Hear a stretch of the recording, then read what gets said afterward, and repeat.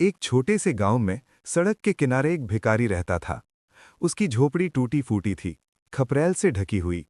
वो दिन रात उसी जगह बैठकर भीख मांगता। लोग उसे देखते, कुछ तरस खाकर पैसे दे देते, कुछ अनदेखा कर निकल जाते। उसकी जिंदगी बस यही थी, हाथ फैलाना, पैसे मांगना और किसी तरह दिन काटना। वो हमेशा पुराने, मैले कपड़ों में दिखता। उसका चेहरा थका थका सा था, लेकिन आंखों में एक अजीब सी चमक थी, जैसे वो कुछ छिपा रहा हो। एक दिन उस गांव से एक राजा का काफिला गुजरा। राजा की नज़र उस भिखारी की झोपड़ी पर पड़ी। वो एक पल के लिए रुका। उसने सोचा, ये आदमी कितना गरीब है, कितनी दयनीय जिंदगी जी रहा है। लेकिन फिर राजा को ख्याल आया, मैं भी तो जीवन भर एक ख्वाब के पीछे भागता रहा। मैं सम्राट बनना चाहता था और अब सम्राट हूं, फिर भी मन में शांति नहीं।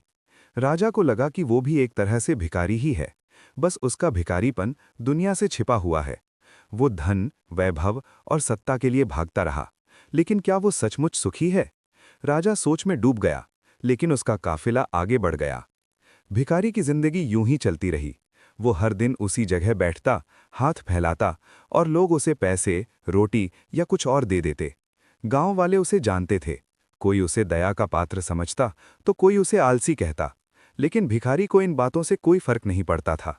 वो बस अपनी जगह पर बैठा रहता, जैसे उसे किसी चीज की चाह ही ना हो। वक्त बीतता गया, भिखारी बूढ़ा हो गया। एक दिन वो मर गया। गांव वालों को जब पता चला तो उन्होंने उसकी झोपड़ी को देखा। झोपड़ी इतनी जर्जर थी कि उसे ढहाने का फैसला किया गया। लोगों ने सोचा, ये जगह गंदी हो गई है।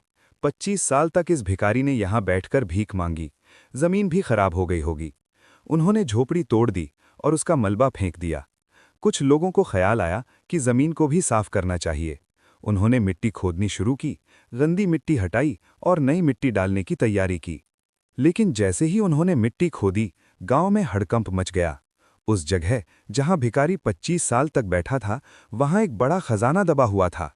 सोने के सिक्के, हीरे जवाहरात और बहुमूल्य आभूषण। लोग दंग रह गए। जो भिखारी जीवन भर भीख मांगता रहा, वो इतने बड़े खजाने के ऊपर बैठा था। ये बात गांव में आग की तरह फैल गई। लोग इकट्ठा हो गए, देखने वालों की भीड़ लग गई।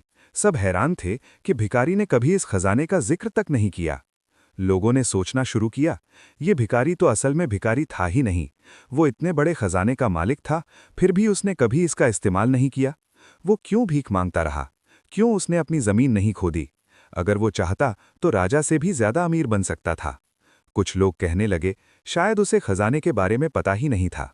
लेकिन कुछ समझदार लोग बोले, नहीं, उसे सब पता था। वो जानबूझकर उस खजाने को नहीं छूता था। ये कहानी सुनकर लोग सोच में पड़ गए। भिखारी की जिंदगी को देखकर सबको लगता था कि वो गरीब है, दुखी है। लेकिन क्या वो सचमुच दुखी था, या वो एक ऐसी सच्चाई को जी रहा था जो किसी और को समझ ही नहीं आई? उसने कभी अपनी जमीन नहीं खोदी, कभी अपने खजाने को नहीं देखा, फिर भी वो हर दिन उसी जगह बैठता, हाथ फैलाता और जो मिलता उसी में संतुष्ट रहता। इस कहानी का असली मतलब क्या है? ये हमें सिखाती है कि हम सबके भीतर एक खजाना छिपा है। वो खजाना है हमारा आत्मिक धन, हमारी शांति, हमारा प्रेम, हमारी खुशी। लेकिन हम इसे खोजने की बजाय बाहर की दुनिया में भटकते रहते हैं। हम पैसे, सत्ता और नाम के पीछे भागते हैं। हम सोचते हैं कि ये चीज़ें हमें सुखी करेंगी, लेकिन असल में हम सब एक तरह के भिखारी हैं। हम दूसरों से प्रेम, सम्मान और खुशी मांगते रहते हैं। हम भूल जाते हैं कि असली खजाना तो हमारे भीतर है। जैसे भिखारी उस खजाने के ऊपर बैठा था, वैसे ही हम भी अपने भीतर के धन को अनदेखा करते हैं। हम दूसरों से मांगते हैं, प्रेम दो, सम्मान दो, खुशी दो, लेकिन क्या कोई दूसरा हमें वो दे सकता है जो हमारे पास पहले से है? हम भिखारी बनकर जीते हैं, क्योंकि हम अपनी जमीन नहीं खोदते, हम अपने भीतर नहीं झांकते। हम सोचते हैं कि सुख बाहर है, धन में है, नाम में है, रिश्तों में है, लेकिन असल में सुख हमारे भीतर है। जब हम अपनी जमीन खोदते हैं, यानी अपने मन को टटोलते हैं, तो हमें वो खजाना मिलता है जो हमें हमेशा सुखी रख सकता है।